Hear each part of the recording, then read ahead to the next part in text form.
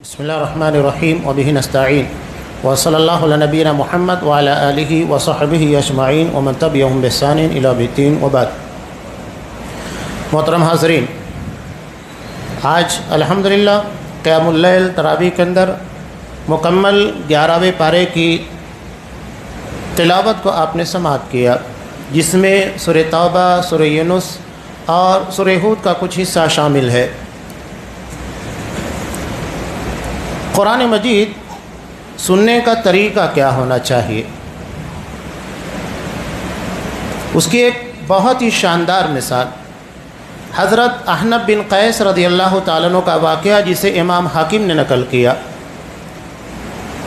کہ ایک مرتبہ یہ نماز عشاء ادا کر رہے تھے، امام نے اس کے اندر سورہ انبیاء کی ایک آیت پڑھی، لقد انزلنا الیکم کتابا فیہ ذکرکم افلا تعقلون، کہ ہم نے تمہاری طرف ایک ایسی کتاب نازل کی ہے جس میں تمہارا ذکر موجود ہے، کیا تم غور نہیں کرتے؟ جب یہ نماز پڑھ کر آئے، قرآن مجید مصحف کو لے کر بیٹھ گئے اور کہا کہ اللہ نے قرآن مجید میں کہا ہے کہ اس کتاب میں میرا تذکرہ موجود ہے، میں جاننا چاہتا ہوں کہ کس مقام کے پر میرا ذکر ہے۔ چنانچہ قرآن مجید کی ان آیات سے ان کا گزر ہوا جہاں متقیوں کا تذکرہ تھا، ان للمتقین مفازا ان المتقین فی جنات وعیون، کہ یقیناً متقیوں کے لیے بڑی کامیابی، ان کے لیے باغات ہے، نہریں ہیں۔ تو وہ کہنے لگے میں تو اتنا زیادہ پارسا نہیں ہوں کہ اتنے نیک لوگوں کے ساتھ میرا حشر ہو۔ پھر اس کے بعد کچھ ایسے لوگوں کا تذکرہ ان کے سامنے آیا جو جہنمیوں کا ہے، تو کہا کہ میں اتنا گیا گزرا بھی نہیں ہوں کہ اللہ ان لوگوں کے ساتھ میرا حشر کرے۔ اس کے بعد ان کا گزر ہوا سورہ توبہ کی ایک آیت جو آج ہم نے سماعت کی، وآخرون اعترفوا بذنوبهم خلطوا عملا صالحا وآخر سیئا عسى اللہ ان یتوب علیہم، کہ کچھ دوسرے لوگ بھی ہیں جو اپنے گناہوں کا اعتراف کرتے ہیں اور ان لوگوں نے ملے جلے عمل کیے، خلطوا عملا صالحا وآخر سیئا، ان کے کچھ اچھائیاں بھی ہیں، نیک عمل بھی ہیں، اور انسان ہونے کی وجہ سے کچھ غلطیاں بھی ہیں، اور امید ہے کہ اللہ ان کی توبہ کو قبول فرما لے، وہ بڑا بخشنے والا، بڑا رحم کرنے والا ہے۔ جیسے ہی اس آیت سے گزرے تو کہا کہ میں نے قرآن مجید کے اندر اپنے آپ کو پا لیا، میں وہ ہوں جو نیکیاں کرتا ہوں اور ساتھ ہی ساتھ انسان ہونے کی وجہ سے مجھ سے کچھ غلطیاں ہو جاتی ہے، اور میں امید کرتا ہوں اللہ میری توبہ قبول فرمائے گا۔ تو یہ قرآن مجید سننے اور پڑھنے کا طریقہ ہوتا ہے۔ اپنے آپ کو تلاش کیجئے، ہم قرآن میں کس مقام پر ہیں اور کن لوگوں کے ساتھ ہمارا حشر ہو سکتا ہے۔ انسان اپنے بارے میں دیگر لوگوں کے بالمقابل زیادہ بہتر جانتا ہے۔ اپنے عقیدے کو، اپنے منہج کو، اپنے فکر کو، خیالات کو اور اپنے اعمال کو قرآن مجید کی کسوٹی کے پر پرکھیے، یہ آپ کو بتائے گا کہ آپ کس معیار کے ہو۔ ہمیں کسی اور سے پوچھنے کی ضرورت نہیں، قرآن مجید خود یہ فیصلہ کرے گا کہ ہم کن لوگوں کے اندر شامل ہو سکتے ہیں۔ یہ طریقہ کار ہوتا ہے۔ سورہ توبہ، جیسا کہ اس کی تھیم ہے توبہ، دراصل جنگ تبوک کے موقع پر 3 صحابہ یہ سستی اور غفلت کی وجہ سے جنگ میں پیچھے رہ گئے تھے۔ منافقین کی طرح نہیں کہ جان بوجھ کر بہانہ بنا کر پیچھے رہے، نہیں، بلکہ حضرت کعب بن مالک کہتے ہیں جب اعلان ہوا، عام اعلان تھا، تمام لوگوں کو شریک ہونا تھا، تو میں نے سوچا میرے پاس تیز رفتار گھوڑا ہے، سواری ہے، میں اگر 1 دن کے بعد بھی نکلوں گا تو پہنچ جاؤں گا۔ بس اسی خیال میں میں پیچھے رہ گیا، اور نتیجہ یہ ہوا کہ جنگ تبوک سے آپ صلی اللہ علیہ وسلم واپس آ گئے۔ واپس آنے کے بعد اور بھی بہت سارے منافقین تھے جو اس جنگ میں شریک نہیں ہوئے تھے، آ کر اللہ کے رسول کے سامنے بہانے بازیاں کرنے لگے، ہمارے گھر کا یہ مسئلہ تھا، میں ایسے تھا، بیمار تھا، یہ تھا، پرابلم اپنے پیش کرنے لگے، جھوٹے جھوٹے۔ لیکن ہم نے صاف جا کر کہہ دیا، 3 صحابہ تھے، بخاری میں پوری تفصیل کے ساتھ حضرت کعب بن مالک رضی اللہ تعالیٰ عنہ نے اپنی توبہ کے واقعے کو ذکر کیا ہے۔ اللہ نے انہی 3 لوگوں کا تذکرہ کیا، وَعَلَى الثَّلَاثَةِ الَّذِينَ خُلِّفُوا، کہ وہ 3 لوگ جو جنگ تبوک سے پیچھے رہ گئے تھے، اللہ نے ان کی توبہ کو قبول کر لیا۔ حضرت کعب بن مالک رضی اللہ تعالیٰ عنہ، مرارہ بن ربیع رضی اللہ تعالیٰ عنہ اور ہلال بن امیہ رضی اللہ تعالیٰ عنہ، 3 صحابی تھے۔ اب جب آپ صلی اللہ علیہ وسلم آئے تو ان لوگوں نے منافقین کی طرح بہانے بازیاں نہیں کی، صاف کہا۔ اور مومن صاف کو ہوتا ہے، وہ بہانے بازی نہیں کرتا ہے کہ بول رہا ہے کچھ، اس کے دل و دماغ کے اندر چل رہا ہے کچھ، کر رہا ہے کچھ نہیں۔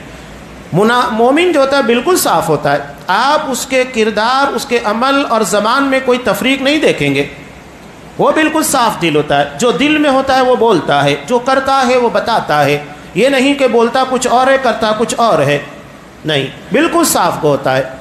چنانچہ ان لوگوں نے جا کر صاف اللہ کے رسول سے کہا کہ ہم لوگ سستی کی وجہ سے پیچھے رہ گئے تھے، ہمارے پاس کوئی عذر نہیں تھا۔ چنانچہ صلی اللہ علیہ وسلم نے کہا کہ جب تک تم لوگوں کے بارے میں اللہ کی طرف سے حکم نازل نہیں ہو جاتا، تمام مسلمانوں کو سماجی بائیکاٹ کرنے کا حکم دیا۔ سماجی بائیکاٹ، کیسا بائیکاٹ ہوا؟ صرف بولنے کا نہیں تھا، صحابہ کر کے دکھاتے تھے۔ آج اگر ہم کسی کو اس کے برے اعمال کی بنیاد کے پر یا اس کے برے عقیدے کی بنیاد کے پر بائیکاٹ کرنا چاہے، کوئی نہیں کرے گا، لوگ الٹا بولنے والے کے خلاف کھڑے ہو جائیں گے، کیا ضرورت ہے بولنے کی، یہ ہمارا مزاج ہے۔ ہمارا معاشرہ صحابہ کی طرح نہیں ہے، ہم بہت دور ہیں ان لوگوں سے۔ اللہ کے رسول نے کہہ دیا بائیکاٹ ختم۔ ان کا سگا چچا زاد بھائی بھی سلام کیا، سلام کا جواب دے دیا، لیکن بات نہیں کیا۔ حضرت کعب بن مالک رضی اللہ تعالیٰ عنہ کہتے ہیں کہ مدینہ باوجود کشادہ ہونے کے لیے ہمارے لیے تنگ ہو گیا، کوئی ہم سے بات ہی نہیں کر رہا ہے۔ یہ پریکٹیکلی ہوتا ہے، اور اسی طرح کا معاشرہ ہونا چاہیے کہ اگر کوئی شخص غلط عقیدے کا پرچار کر رہا ہے، غلط فکر کا پرچار کر رہا ہے، اس کا بائیکاٹ شدت کے ساتھ کیا جائے، ورنہ ہمارا معاشرہ کہاں چلا جائے گا ہم کچھ نہیں کہہ سکتے، ہماری جماعت کہاں چلی جائے گی کچھ نہیں کہہ سکتے۔ ہمیں ان سوراخوں کے پر بہت گہری نظر رکھنا ہے جہاں سے بدعقیدگیاں اور غلط افکار و خیالات ہمارے درمیان داخل ہوتے۔ صحابہ اس بارے میں بہت چوکنا رہتے تھے۔ دارمی کی روایت دیکھیے کہ جب کچھ لوگوں نے مسجد نبی کے اندر ذکر کرنا شروع کر دیا، لا الہ الا اللہ، ایک آدمی کہتا 100 مرتبہ لا الہ الا اللہ پڑھو، تو سب وہاں پر بیٹھے ہوئے 100 مرتبہ پڑھتے۔ وہ کہتا 100 مرتبہ اللہ اکبر پڑھو، وہ پڑھتے۔ حضرت ابو موسیٰ اشعری نے دیکھا، فوراً جا کر حضرت عبداللہ بن مسعود کو کہا کہ دیکھو نبی کریم صلی اللہ علیہ وسلم کی مسجد میں بدعت اختیار کی جا رہی ہے، ہماری طرح کے لوگ نہیں تھے صحابہ، ارے جانے تو نظر انداز کرو، کون یہ سب کی پیچھے پڑے گا، نہیں، جیسا کہ ہمارا مزاج بنا ہوا ہے۔ حضرت عبداللہ بن مسعود آئے اور آنے کے بعد کہا کہ ابھی نبی کے کپڑے بوسیدہ نہیں ہوئے اور تم نے نبی کے دین میں نیا طریقہ ایجاد کر لیا۔ انہوں نے کہا کہ عبداللہ ہم تو دراصل تسبیح و تکبیر ہی پڑھ رہے ہیں، کیا غلط کر رہے ہیں؟ جیسا کہ آج بدعتی اور غلط افکار و خیالات والے وہی کہتے ہیں ہم غلط کیا کر رہے ہیں، سوشل ورکنگ کر رہے ہیں، لوگوں کی مدد کر رہے ہیں، وہی کہتے ہیں۔ حضرت عبداللہ بن مسعود نے کہا کہ میں گارنٹی دیتا ہوں تم اللہ اکبر، تسبیح، ان تمام چیزوں کے جگہ اپنا گناہ شمار کرو، اللہ تمہیں اجر دے گا، لیکن لا الہ الا اللہ، اللہ اکبر تکبیرات کے پر تمہیں اجر نہیں ملے گا، اس لیے کہ تم یہ خلاف سنت کام کر رہے ہو۔ اور اس کے بعد ان کے خلاف شدت سے بولتے رہے، یہاں تک کہ مسجد نبی کے باہر انہیں نکلوا دیا۔ یہ صحابہ کا دین کی حفاظت کا جذبہ تھا کہ کوئی محمد صلی اللہ علیہ وسلم کے دین کے پر اپنی فکر اور خیالات کو، اپنے طریقے کو لاگو نہیں کر سکتا۔ یہ دین محمد صلی اللہ علیہ وسلم کا ہے، آپ کے لایا ہوا طریقہ اور آپ کے افکار و خیالات ہی چلیں گے، کوئی اپنی مرضی اس دین کے اندر نہیں چلا سکتا ہے۔ یہ ہے صحابہ کی فکر۔ بہرحال صحابہ نے اس کے پر عمل کیا، 40 دن ہو گیا، اور اس درمیان غسان کے حاکم کا خط بھی آیا، اور یہ حضرت کعب بن مالک کے لیے بڑا زبردست آزمائش کا موقع تھا۔ اس نے کہا کہ آپ آ جاؤ، ہمیں پتہ ہے کہ تمہارے ساتھی نے تمہارے ساتھ کیا کیا ہے، تمہارا بائیکاٹ کیا جا رہا ہے، ہمارے یہاں آؤ، ہم تمہیں اپنے یہاں عزت دیں گے، مال دیں گے۔ حضرت کعب بن مالک رضی اللہ تعالیٰ عنہ نے فوراً اس خط کو پھاڑ کر جلا دیا، کہا کہ بہت بڑی آزمائش، آج ہمارے یہاں اگر کسی کو اس طرح کیا جائے فوراً کوئی اور راستہ اختیار کرے گا۔ یہ مزاج ہے، دین کے پر جمے رہنا، عقیدے کے اوپر جمے رہنا ہمارا مزاج ہی نہیں ہے۔ ہم دنیا کے مفادات، دنیا کی فکر زیادہ کرتے ہیں. صحابہ اس کی نہیں، آخرت کی فکر تھی، عقیدے کی بنیاد کے پر. یہ جو بار بار قرآن مجید میں اور احادیث کے اندر آتا ہے من کان یؤمن باللہ والیوم الآخر، یہ کوئی معمولی بات ہے؟ اللہ اور آخرت کے پر ایمان کا مطلب کیا ہے؟ اللہ پر ایمان کا مطلب اپنے عقیدے کو درست کیجئے، اور آخرت کا مطلب یہ ہے کہ اپنے اعمال کو درست کیجئے. اس لیے کہ اللہ پر ایمان سے انسان کا عقیدہ درست ہوتا ہے، اور آخرت کے پر ایمان سے اس کے معاملات درست ہوتے ہیں. دونوں چیزیں ضروری ہے کہ اپنی دنیا کے ساتھ اپنی آخرت کو بھی سنوارنے کی کوشش کیجئے. چنانچہ ایک بڑا امتحان تھا. اس کے بعد جب 40 دن ہوا تو اللہ کے رسول صلی اللہ علیہ وسلم کی طرف سے ایک نیا فرمان آیا، اب اپنی بیویوں سے علیحدہ ہو جاؤ. تو حضرت کعب بن مالک نے پوچھا کہ کیا ہم اپنی بیویوں کو طلاق دے دیں؟ کہا کہ نہیں، بس علیحدہ ہونا ہے، ان کے ساتھ نہیں رہنا ہے. حضرت کعب بن مالک رضی اللہ تعالیٰ عنہ کہتے ہیں کہ ہم اسی شش و پنج میں تھے اور اللہ سے خوب توبہ استغفار کر رہے تھے کہ 50 دن ہو گئے. معمولی مرحلہ نہیں ہوتا ہے. 50 دن تک مدینہ میں نہ ان سے کوئی بات کر رہا ہے، نہ سلام کر رہا ہے. وہ مسجد نبی میں جاتے، حضرت کعب بن مالک کہتے ہیں کہ ہمیں محسوس ہوتا کہ اللہ کا رسول ہم کو دیکھ رہے ہیں، لیکن جیسے ہی نماز پڑھنے کے بعد میں سلام پھیرتا تو آپ اپنی نظریں ہٹا لیتے تھے. یہ عالم تھا. چنانچہ جب 50واں دن آیا اور ان لوگوں نے واقعتاً اللہ کے سامنے اپنے آپ کو پیش کر کے اپنی غلطی کو تسلیم کیا، اس لیے کہ چھوٹا گناہ نہیں تھا، اور اس کے اثرات پورے سماج کے پر پڑتے کہ دیگر لوگ بھی سستی اور کاہلی کی وجہ سے مسلمانوں کے اجتماعی معاملات سے الگ ہو جاتے. یہاں دراصل معاشرے کو یکجٹ کرنا تھا کہ معاشرہ بکھرے نہ. اجتماعیت اسی کو کہا جاتا ہے. اگر ہر کوئی اپنی نئی راہ، نیا راستہ بنا کر چلنے لگے، نئی فکر بنا کر چلنے لگے، اپنے طور طریقے پر کام کرنے لگے، تو پھر اجتماعیت باقی کہاں رہے گی؟ ختم ہو جائے گی. ہم ہر کسی کو اپنا اجازت دے، چل تو اپنے حساب سے کام کر، تو اپنے حساب سے کام کر، تو اجتماعیت کہاں باقی رہے گی؟ اجتماعیت کی بقا کے لیے ضروری ہے کہ ایک قیادت و سیادت کے تحت کام کیا جائے. آخر اللہ کے رسول نے یہ کیوں کہا مسلم کی روایت کہ اگر ایک امیر کے پر بیعت ہو جائے، اس کے بعد دوسرا کوئی شخص امارت کا دعویٰ کرے، اس کی گردن مار دو. اس آدمی کی جان چلی جائے یہ بہتر ہے کہ سماج اور معاشرے کے اندر انارکی، افتراق اور انتشار پھیلے. بقیہ لوگوں کی جان و مال کو محفوظ کرنے کے لیے اس کو مار دینا ضروری ہے. ایک چھوٹی تکلیف کو برداشت کرنا بہتر ہے کہ ایک بڑا شر و فساد معاشرے کے اندر پیدا ہو. یہ آپ صلی اللہ علیہ وسلم کے تمام تر معاملات کو پر غور کیجئے تو سمجھ میں آئے گا کہ حدیث کی معنویت کیا ہے، معاشرے کے اندر کس طرح سے ڈسپلین لایا جاتا ہے. اتنے میں وہ کہتے ہیں کہ میں اپنی چھت کے پر نماز فجر پڑھ کر بیٹھا ہوا تھا کہ سورہ توبہ کی آیتیں نازل بھی، اور ایک شخص دوڑتے ہوئے میری طرف آیا، کہا کہ کعب مبارک ہو. اس نے اتنا ہی کہا، میں خوش ہو گیا کہ میری توبہ قبول ہو گئی ہے، میرے لیے خوشخبری آ گئی ہے، گڈ نیوز آ گئی ہے. چنانچہ اس نے آ کر سورہ توبہ کی ان آیتوں کو میرے سامنے تلاوت کیا. میں نے خوشی میں جو لباس سے ویتن کیا تھا اسے گفٹ کر دیا، اسے ہدیہ دے دیا. یہ توبہ. اس کے بعد قرآن ایک بہت پیاری بات کہتا ہے اہل ایمان کو، یا ایھا الذین آمنوا اتقوا اللہ وکونوا مع الصادقین. ایمان والو اللہ سے ڈرو، سچوں کے ساتھ رہو. جیسے لوگوں کے ساتھ رہیں گے ویسے ہی ہمارا مزاج، ہمارے کردار بنیں گے. نیک لوگوں کے ساتھ، سچوں کے ساتھ رہو گے، سچے بنیں گے. جھوٹوں کے ساتھ رہیں گے، جھوٹے بن جائیں گے. بدعقیدہ لوگوں کے ساتھ رہیں گے، ہمارا عقیدہ بگڑنے لگے گا. تو جیسے لوگوں کی سنت اختیار کی جائے گی ویسے اثرات ہمارے اوپر مرتب ہونے والے ہیں. اس لیے قرآن نے کہا نیک لوگوں کے ساتھ رہو، اس کے اثرات تمہاری زندگی کے اوپر پڑیں گے. سورہ یونس کے اندر ایک بہت اہم چیز بیان کی گئی ہے. مشرکین کا عقیدہ دیکھیے. مکہ جب فتح ہوا، مکہ فتح ہونے کے بعد حضرت اکرمہ رضی اللہ تعالیٰ عنہ جو بڑے کٹر دشمن تھے، حضرت معاذ رضی اللہ تعالیٰ عنہ کہتے ہیں کہ جب میں جنگ بدر کے موقع کے پر ابو جہل کے پر وار کیا تو ابھی میں نے وار کیا نہیں تھا کہ پلٹ کر پیچھے سے کسی نے میرے ہاتھ کے پر وار کر دیا. میں نے پلٹ کر دیکھا تو وہ اکرمہ تھے، ابو جہل کے بیٹے حضرت اکرمہ رضی اللہ تعالیٰ عنہ، بڑے کٹر دشمن تھے اسلام کے. مکہ جب فتح ہوا تو چند لوگوں کے بارے میں اللہ کے رسول صلی اللہ علیہ وسلم نے خصوصی فرمان جاری کیا تھا، یہ وانٹیڈ لوگ ہیں، اگر یہ کعبۃ اللہ کا پردہ پکڑ کر بھی لٹک جائے مار دینا، چھوڑنا نہیں، یعنی انہیں حدود حرم میں بھی مار دینا۔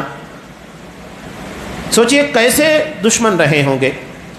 حضرت اکرمہ رضی اللہ تعالیٰ عنہ کو معلوم ہو گیا کہ میرے بارے میں ڈائریکٹ مار دینے کا حکم جاری ہو چکا ہے، چنانچہ یہ مکہ سے راہ فرار اختیار کرتے ہیں اور قریب جا کر سمندر کے راستے چلے جاتے ہیں۔ وہ کہتے ہیں کہ ابھی ہم لوگ سمندر کے راستے کشتی میں جا ہی رہے تھے کہ اچانک طوفان کا حملہ ہوا۔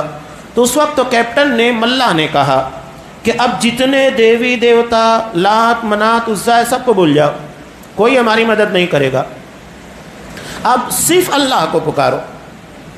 تو وہ کہتے ہیں میرے دل میں خیال آیا کہ جب یہاں اتنے مشکل ماحول میں اکیلا اللہ مدد کرنے والا ہے تو خشکی میں زمین کے پر وہ اکیلے مدد کیوں نہیں کرے گا۔ بس یہ بات تھی دل کے اندر آئی، اور انہوں نے اسی جگہ عہد کیا کہ اگر اللہ نے مجھے اس فتنے سے اور اس طوفان سے نجات دی تو میں مسلمان بن جاؤں گا۔ دل سے جو بات نکلتی ہے اثر رکھتی ہے، پر نہیں طاقت پرواز مگر رکھتی ہے۔ دل سے نکلنے والی آواز تھی، اللہ تبارک و تعالی نے سن لی، نجات دی، آئے مسلمان ہو گئے۔ اب دیکھیے انہیں اپنا ماضی ستاتا تھا کہ میں نے اسلام کو نقصان پہنچانے کے لیے کوئی کاٹ کسر نہیں رکھی، بلکہ جنگ احد کے موقع پر حضرت خالد بن ولید رضی اللہ تعالیٰ عنہ کے ساتھ یہ بھی درے کے پیچھے سے حملہ کرنے میں شریک تھے، بہت نقصان پہنچایا اسلام کو۔ لیکن جب مسلمان ہوئے تو وہ کایا پلٹ چکی تھی، چنانچہ یہ کہتے ہیں اسلام کے بعد ان کی زندگی ہی تبدیل ہو گئی، مکمل طریقے سے اسلام کے تابع دار بن گئے، اور نبی کی جو نفرت دلوں کے اندر تھی اس کی جگہ محبت بڑی شدت کے ساتھ آ گئی۔ چنانچہ آپ صلی اللہ علیہ وسلم کی وفات کے بعد مسیلمہ کذاب کے خلاف جنگ لڑی گئی، یہ بڑی خطرناک جنگ تھی، اور مسیلمہ کذاب وہ تھا جس نے نبی کریم صلی اللہ علیہ وسلم کی نبوت کے پر ڈاکہ ڈالا تھا، جھوٹا نبی۔ چنانچہ وہاں پر بڑی تعداد میں اصحاب کرام شریک ہوئے، جنگ بڑی مشکل تھی۔ اس حالت میں حضرت اکرمہ رضی اللہ تعالیٰ عنہ نے چند صحابہ کو اکٹھا کیا، بیعت کی، کہا کہ یا تو شہادت لیں گے یا تو جنگ جیتیں گے، بیعت کی، اور بہت سارے صحابہ نے ان کے ہاتھوں کے پر بیعت کی، اور نتیجہ یہ ہوا اتنی بے جگری سے لڑے کہ بعض صحابہ نے ان کو کہا بھی کہ اکرمہ ذرا اپنی جان کا خیال کرو، دشمنوں کی صفوں میں ایسے گھستے مت چلے جاؤ۔ کہا کہ لات و منات کے لیے تو میں بڑی بے جگری سے لڑتا تھا، لیکن آج جب اللہ تبارک و تعالیٰ کے دین کی حفاظت کے لیے لڑنے کا موقع آیا ہے، میرے قدموں میں میری سوچ میں ڈگمگاہٹ پیدا ہو ممکن ہی نہیں ہے۔ اور اس کے بعد ایسا لڑے کہ ٹکڑوں کے اندر ان کی لاش بکھری ہوئی تھی، اور شہادت کا پروانہ اللہ سے حاصل کیا۔ یہ جذبہ تھا۔ یہاں بتانے کا مقصود یہ، قرآن مجید نے کہا کہ مشرکین کا یہی ماننا تھا کہ جب مشکل کا شکار ہوتے اللہ سے مدد مانگتے اور کہتے لئن انجیتنا من ہذہ لنکونن من الشاکرین، اللہ اگر تو نجات دے تو ہم شکر گزار بن جائیں گے، توحید کے پر آئیں گے۔ لیکن جیسے ہی ان کو نجات ملتی پھر وہی ان کا پرانا ڈر رہا، اسی طریقے پر چلنے لگتے۔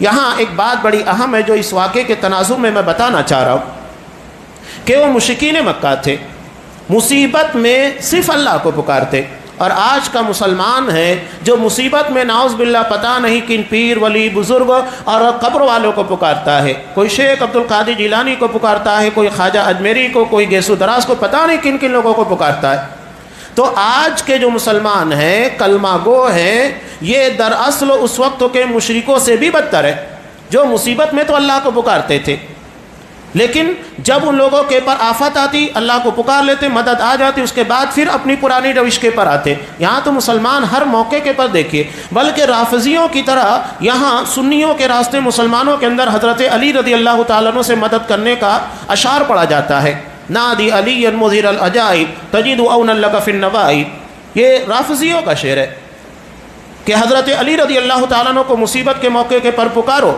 تم اپنے مصیبت میں انہیں حاجت روا مشکل کشا پاؤ گے۔ یہ رافضیوں کا عقیدہ، اور یہ عقیدہ دیکھیے کہ آج مسلمانوں کے درمیان سنیوں کے یہاں پر ہے، اور دھڑلے کے ساتھ یہ شعر پڑھتے ہیں۔ کتنی عجیب بات ہے، ہمیں پتہ ہی نہیں ہے کہ ہم کیا کر رہے ہیں، ہمارے بچے کیا پڑھ رہے ہیں، اور ہمارے درمیان کون سے عقیدے کو اشعار کی شکل میں داخل کیا جا رہا ہے۔ تو ان چیزوں کے پر بہت گہری نگاہ ہونا چاہیے۔ کہ کس راستے سے شرک ہمارے درمیان داخل ہو رہا ہے، ان تمام راستوں کے پر سخت پہرا لگانا چاہیے۔ اب یہاں اسی ضمن سے جڑا ہوا ایک معاملہ اور ہے اللہ کے ولیوں کے بارے میں۔ اب یہاں پر دیکھیے کہ لوگ آستانوں کے پر، مزاروں کے پر آیت لکھ دیے ہیں سورہ یونس کی، الا ان اولیاء اللہ لا خوف علیہم ولا هم یحزنون، کہ اللہ کے ولیوں کو نہ کوئی خوف ہوتا ہے نہ کوئی غم ہے، لیکن آگے نہیں لکھتے اللہ کے ولی کون ہے۔ قرآن کہہ رہا الذین آمنوا وکانوا یتقون، جو ایمان والے یعنی توحید والے ہیں اور تقوی والے یعنی جن کے معاملات درست ہوتے ہیں، یعنی جو اللہ سے بھی ڈرتے ہیں اور لوگوں کے ساتھ کسی قسم کی ظلم اور زیادتی نہیں کرتے، ایمان اور تقوی سے لبریز ہوتے ہیں۔ اسی لیے علامہ ابن تیمیہ رحمۃ اللہ علیہ کہتے ہیں کہ ہر مومن جو توحید کے پر قائم ہوتا ہے وہ اللہ کا ولی ہے۔ ہم جتنے ہیں سب ولی ہیں انشاءاللہ، اس لیے کہ توحید کے پر قائم ہے، اور جو توحید کے پر نہیں ہے چاہے پوری زندگی تہجد ادا کرے، ہر سال حج ادا کرے، ہر مہینے عمرہ ادا کرے، کوئی فائدہ نہیں جب تک کہ وہ توحید کے پر نہیں آ جاتا۔ قرآن نے صاف کہا الذین آمنوا وکانوا یتقون، ایمان اور تقوی ہونا ضروری ہے، اور اگر یہ چیز نہیں ہے تو وہ ولی نہیں ہے۔ آپ کو کس نے بتایا کہ فلاں شخص ولی ہے یا فلاں قبر والا ولی ہے؟ کون بتایا آپ کو؟ دلوں کے حال آپ جانتے ہیں۔ حضرت عثمان بن مظعون رضی اللہ تعالیٰ عنہ جب ان کی وفات واقع ہوئی تو ایک صحابیہ جو ان کی پڑوسن تھی وہ کہنے لگی کہ کتنی بہترین موت ہے، اللہ نے تم کو جنت میں داخل کر دیا۔ تو آپ صلی اللہ علیہ وسلم نے پوچھا کہ تم نے یہ کس بنیاد پر کہا کہ وہ جنت میں گئے؟ تو کہا کہ اللہ کا رسول صحابی ہیں؟ کہا کہ نہیں، ہم امید کر سکتے ہیں، دعا کر سکتے ہیں، لیکن کسی کے بارے میں دعویٰ نہیں کر سکتے اس طرح ڈائریکٹ۔ امید ایک الگ چیز ہے، دعا کرنا کہ اللہ تبارک و تعالیٰ فلاں کو بخش دے، امید ہے کہ اللہ اس کو جنت میں داخل کرے گا، یہ ایک امید ہے، لیکن دعوے کے پر دلیل ہونا موجود ہے کہ ہاں یہ شخص جنتی ہے۔ حالانکہ تمام صحابہ جنتی ہے، لیکن اللہ کے رسول صلی اللہ علیہ وسلم کے اس عمل کا مقصود یہ تھا کہ کوئی بھی مسلمان کسی کے بارے میں اس طرح جنتی ہونے کا دعویٰ نہ کرے۔ یہ بعد کے مسلمانوں کے لیے سبق ہے، نہ کہ صحابہ کے لیے، یہ پیغام دنیا کے تمام مسلمانوں کے لیے۔ تو آپ کسی کو ولی بزرگ کو کیسے ثابت کرتے ہیں؟ مالیگاؤں کا دیکھیے عقیدہ جب بگڑتا ہے نا تو انسان بہت کس حد تک جاتا ہے اس کی انتہا نہیں۔ بازار میں ایک شخص بیٹھا رہتا تھا، یہ صوفیوں کے گندے عقائد ہے، ان لوگوں کے یہاں پر آخر انتہا کیا ہوتی ہے؟ فنا فی اللہ، یعنی نعوذ باللہ وہ اتنی عبادت کرتا ہے بندہ کہ اس سے شریعت ختم ہو جاتی ہے، ساکت ہو جاتی ہے، یعنی اب اسے شریعت کے پر عمل کرنے کی کوئی ضرورت نہیں، اب وہ اللہ کی ذات میں سما چکا ہے، نعوذ باللہ۔ اب ایسے لوگوں کو یہ لوگ کیا کہتے ہیں؟ مجنون کہتے ہیں۔ ایک شخص اتنا گندا تھا کہ کبھی غسل نہیں کرتا، نہ کبھی نماز پڑھتا، جگہ کے پر قضائے حاجت کرتا، پیشاب کرتا، لیکن بدعقیدگی جن لوگوں کو اس کے ساتھ بدعقیدگی تھی وہ لوگ یہ سمجھتے کہ بہت پہنچا ہوا ولی ہے، اس کے پر سے شریعت ساکت ہو چکی ہے، اب اسے دین کے مطابق چلنے کی کوئی ضرورت نہیں ہے، یہ بہت آگے جا چکا ہے۔ اس کے منہ کا نکلا ہوا پان عورتیں تبرک کے طور کے پر استعمال کرتی تھی۔